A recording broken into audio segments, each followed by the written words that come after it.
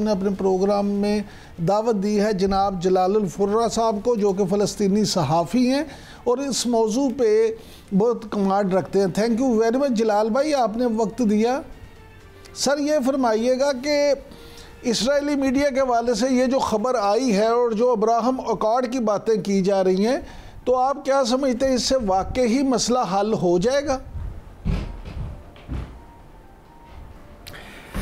جی بسم اللہ الرحمن الرحیم، بہت شکریہ عمران صاحب۔ دیکھیے اس وقت میں یہاں سے شروع کرنا چاہتا ہوں کہ صورتحال غزہ کے وہ میں بڑا اس کے ضروری سمجھتا ہوں کہ آج کی تاریخ میں صرف صبح سے لے کر اب تک 74 شہادت ہوئی ہے اور 172 لوگ زخمی ہوئے ہیں۔ آپ نے جو صورتحال غزہ کا اتنا تشویشناک اور اتنا یعنی خاص طور پر یہ ابھی 3 مہینے سے 18 ماہ سے لے کر اب تک کہ حالات بہت زیادہ کشیدگی ہوئی ہے۔ آپ کے سوال کی طرف آ رہا ہوں۔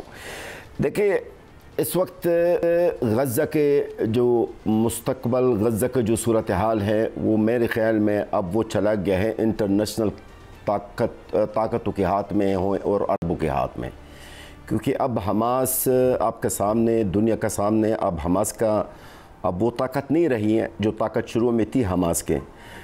ساتھ ساتھ آپ کو بتایا کہ حماس بطور حکومت غزہ میں سب نے اس کو مسترد کر دیا۔ میں بین الاقوامی طاقتوں کی بات کر رہا ہوں، انہوں نے مسترد کر دیا۔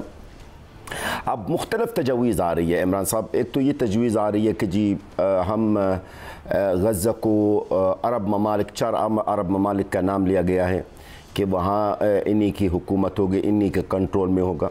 اچھا، شروع میں تجویز کچھ اور تھا۔ ہم ہر 2-4 دن کے بعد کوئی نہ کوئی نیا تجویز سنتے ہیں، کبھی اسرائیل کی طرف سے، کبھی ڈونلڈ ٹرمپ صاحب کی طرف سے۔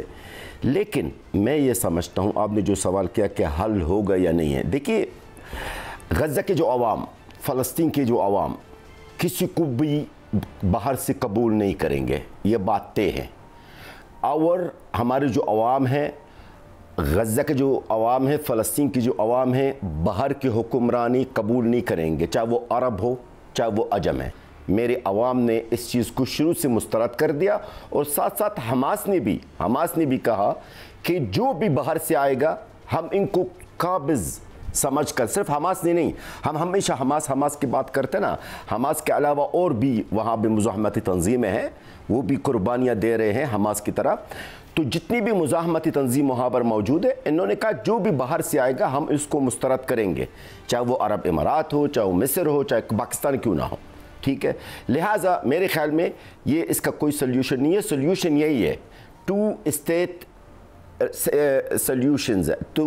سلیوشن ہے، جس پر ہم ایگری راضی ہے، جبکہ یہ اگر دیکھا جائے اسرائیل کا وجود ناجائز ہے، اسرائیل کا قیام شروع سے ہے ناجائز ہے، اس کے باوجود بھی ہم جو فلسطینی ابھی بھی اس پہ راضی ہو رہے ہیں۔ کیوں راضی ہو رہا ہے؟ کیونکہ ہم امت مسلمہ کا حال دیکھ رہے ہیں، ہمارے جو عرب کا حال دیکھ رہے ہیں، تو ظاہر ہے جب آپ کمزور پڑ ہوتے ہیں نا تو آپ اپنے مطالبات سے دستبردار ہو جاتا ہے۔ ہمارے مطالبہ جو یہ تھی شروع سے اسرائیل کا زوال، اسرائیل کا خاتمہ، لیکن جب ہم نے دیکھ لیا 1948 سے لے کر آج تک ہم اکیلے ہیں، ہمارے امت مسلمہ کا حال آپ کے سامنے، عربوں کا حال آپ کے سامنے، تو اب ہم اس پہ مجبور ہوئے۔ جلال صاحب یہاں پہ 2-3 چیزیں جو بڑی اہم ہیں۔ پہلی بات یہ ہے کہ آپ کو نہیں لگتا کہ اسرائیل کو ایران کے ہاتھوں جو سبکی اٹھانا پڑی ہے، جو نقصان ہوا ہے، جو پھینٹی پڑی ہے، اس کے بعد اب اسرائیل جو ہے وہ اس بات پہ راضی ہو جائے گا کہ کسی طرح غزہ میں کوئی ظلم کم اور چیزیں اپنی جو ہیں بہتری کی طرف جائیں؟ بڑا اچھا سوال کیا آپ نے، لیکن 3 چیزیں میں مجھے تھوڑا سا موقع دیجیے گا تو میں ایک آج بریکنگ نیوز دینا چاہتا ہوں، جو شاید آج مورخہ میرے خیال آج جمعہ کا دن ہے، 27 تاریخ ہے نا، آج 27 تاریخ ہے، 27 جون۔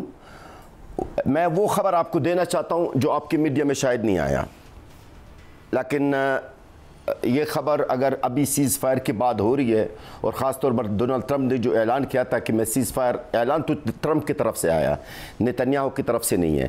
انہوں نے جو جملہ کہا تھا سیز فائر کا کہ ودن 2 ویکس، 2 ہفتہ کے اندر سیز فائر ہوگا، غزہ کے اندر یہ جنگ بند ہوگا، یہ اب یہ میری جو باتیں میں کرنا چاہ رہا ہوں اس بات کو کوئی نہ سمجھے کہ میں کسی کی خوشامد کرتا ہوں، کیونکہ میں کسی سے تنخواہ نہیں لیتا ہوں اور خوشامد کرنے میری عادت نہیں ہے۔ 3-4 ہزار پروگرام میرے اس جنگ کے آپ اس کو چیک کر لیں، دیکھ لیں تو آپ کو میری طبیعت کا پتہ چل جائے گا۔ میں کسی کا خوشامد کرنا آتی نہیں مجھے، اور نہ میں کسی سے تنخواہ لیتا ہوں۔ ایک اگر آپ مجھ سے پوچھیں کہ ابھی اگر سیز فائر ہو رہا ہے یا سیز فائر کی باتیں ہو رہی ہے 2 ہفتہ کے اندر، تو اس کا کریڈٹ کس کو جاتا ہے؟ تو اس سے ایک ظاہر ہے ہمارے کچھ عربوں کی جو کوشش ہے اس کو میں 50% دیتا ہوں، اور جو ہمارے غزہ کے عوام کی جو ثابت قدمی رہی اور جو مجاہدین کی مزاحمت ہے اس کو میں 50% دیتا ہوں، 50% پاکستان کو۔ اب کہیں گے پاکستان کا کیا تعلق ہے؟ ظاہر ہے ابھی آپ کے میڈیا والے بڑے سوالات کرنا شروع کریں گے، اس کا جواب میں آپ کو دیتا ہوں۔ کچھ دن پہلے پاکستان کا غیر سیاسی نہیں تھا، وہ ایک معزز شخصیت نے امریکہ کا دورہ کر کے آیا ہے۔ اس معزز شخصیت نے غزہ کا ایشو ڈونلڈ ٹرمپ کے سامنے رکھا ہے، یہ اس کا ذکر نہیں ہوا، لیکن میرے پاس جو سورس انفارمیشن ہے کبھی غلط ثابت نہیں ہوا۔ اس معزز شخصیت نے ہے، وہ سیاسی نہیں ہے، ٹھیک ہے؟ چاہے آپ سمجھ گئے ہوں گے، آپ کے نظرین بھی سمجھ جائیں گے۔ آپ سپر سلار کی بات کر رہے ہیں، اس معزز شخصیت نے زور دیا ہے ہمارا جو معزز فیلڈ مارشل جناب عاصم منیر صاحب نے باقاعدہ، یہ میرے پاس جو انفارمیشن میں بھی آئی ایم رونگ، میں بھی، لیکن میرے انفارمیشن جو میرا سورس ہے انفارمیشن کا الحمدللہ ہمیشہ درست ثابت ہوتا ہے۔ میں آج یہ کہوں گا، اور یہ بطور کی بریکنگ نیوز ہے، کہ عاصم منیر صاحب نے غزہ کا ایشو ٹیبل پہ رکھا ہے ڈونلڈ ٹرمپ کے سامنے، اور انہوں نے اس بات پر زور دیا ہے کہ غزہ کے اندر جنگ بند ہونی چاہیے۔ خطہ کے اندر اور پورا عالم کے اندر، دنیا کے اندر خطرہ پھیلتا جا رہا ہے اس جنگ کی وجہ سے، اس جنگ کی وجہ سے بد امنی پھیلتی جا رہی ہے۔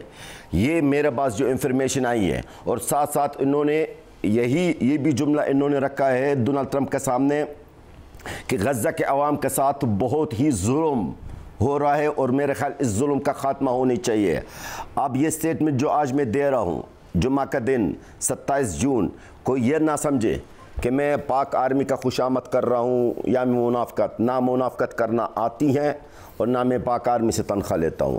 میں حق اور سچ جو انفارمیشن مجھے ملی ہے وہ میں آپ کے سامنے اس کا آنے والے دنوں میں پتہ چل جائے گا۔ اچھا جلال صاحب، یہ فرمائیے گا کہ حماس کی جو قیادت ہے، کیا اگر کوئی پائیدار حل کی بات ہوتی ہے تو وہ جلا وطنی پہ راضی ہو جائیں گے؟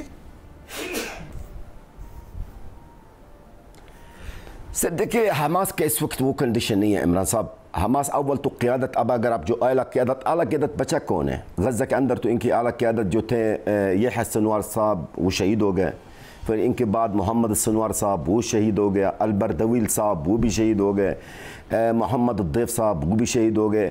ان کی جو اعلیٰ قیادت کا جو جملہ ہے، اب اتنی کوئی بڑی قیادت نہیں رہی ہے غزہ کے اندر ہے۔ ان کی جو اعلیٰ قیادت حماس کے آلریڈی پہلے سے وہ باہر جا چکے تھے، جن میں سے وہ اسماعیل ہنیہ صاحب ہیں، خالد مشعل صاحب ہیں، صالح العروری صاحب ہیں۔ اب ان میں سے صرف یحییٰ مشعل صاحب ماشاءاللہ زندہ، اللہ ان کو زندگی دے، باقی آپ کے سامنے اسماعیل ہنیہ صاحب کو شہید کر دیا گیا ہے، طہران کے اندر ہے۔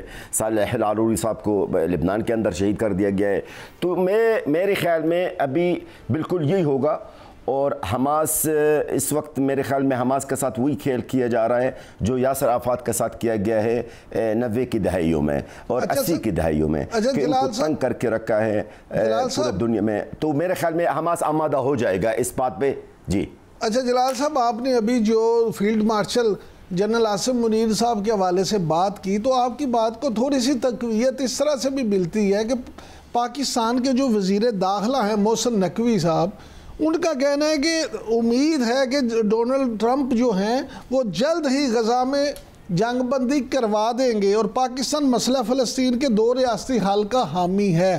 کیونکہ محسن نقوی صاحب بھی اس دورے میں موجود تھے، تو آپ کیا سمجھتے ہیں کہ یہ جو معاملہ ہے اس طرح سے اگر حل ہو جاتا ہے تو امریکہ جو ہے اس کے اس فیصلے کے بعد کیا پائیدار امن قائم ہو جائے گا وہاں پہ؟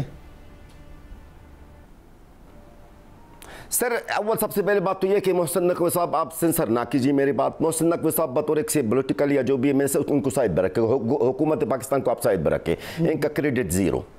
جس شخصیت کا نام میں نے لیا ہے, جس شخصیت کا نام, جس معزز شخصیت کا نام لیا ہے چیف آف آرمی اسٹاف, میں انہی کا نام لیتا ہوں اور انہی کی نام بھی بات کہہ رہا ہوں آپ کو. انفارمیشن جو مجھے ملی ہے یہ اور اگر آپ نے اور آپ کے ناظرین نے ایک بات نوٹ کیا ہوگا, ڈونلڈ ٹرمپ نے جب بیان دیا تھا تو اس وقت chief of army staff, Pakistan کا چیف آف آرمی اسٹاف اس وقت بھی امریکہ میں موجود تھا, ٹھیک ہے. لیکن ٹرمپ تو ہے نفسیاتی مریض, آپ کو پتہ ہے ہر چیز کا کریڈٹ لینا چاہتا ہے. وہ اپنا آپ کو امن کا چیمپئن پیش کر رہا ہے, دنیا کے سامنے کر رہا ہے قتل عام. تو میرے خیال میں وہ یہ شاید میرے اپنے ذاتی تجزیہ یہی ہے, وہ شو نہیں کرنا چاہتا تھا کہ جنرل فیلڈ مارشل صاحب جو عاصم منیر صاحب نے مجھ سے یہ چیز مانگی ہے, بلکہ زور دیا اس کے اوپر ہے. اور اس بات پہ عاصم منیر صاحب کے اور ڈونلڈ ٹرمپ کے بہت کافی حد تک بحث مباحثہ ہوا ہے. یہ بات میں آپ کو انفارمیشن دے رہا ہوں, آپ اس کو ویریفائی کر لیں, یہ درست ہے میری انفارمیشن.